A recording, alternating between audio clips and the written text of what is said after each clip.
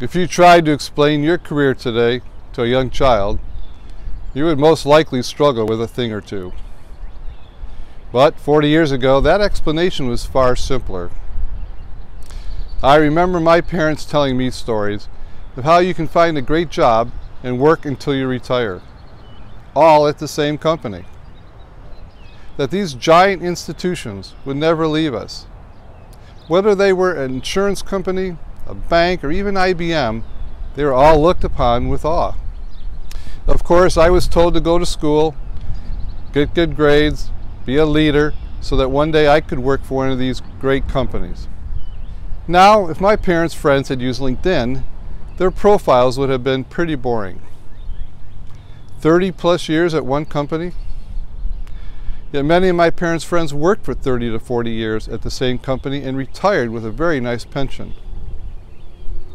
They were happy, so who could blame them for sharing this dream with their kids? As a professional at 64, I feel my parents' dream careers have long since become fairy tales. Today's landscape paints a very different picture. People no longer work 30 years at the same company, but an average a mere 3 instead. Many will have over 10 jobs before they finish their careers, and companies will merge, be bought, start up, and die all in the blink of an eye. But this change goes far deeper than that. Pensions will be a thing of the past, as companies no longer reward loyal lifetime employees. Health insurance is being put back on the shoulders of the worker, and guaranteed annual raises have been replaced by performance metrics. All this is underpinned by the fact your job security is now a matter of competing not with another human, but a box called a computer.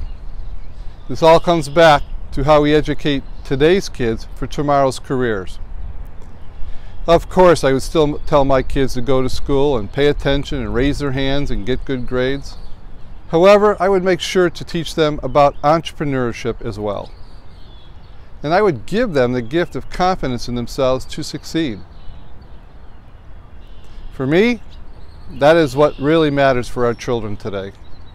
Rather than placing their future into another company's hands, they need self-awareness to create a future they want.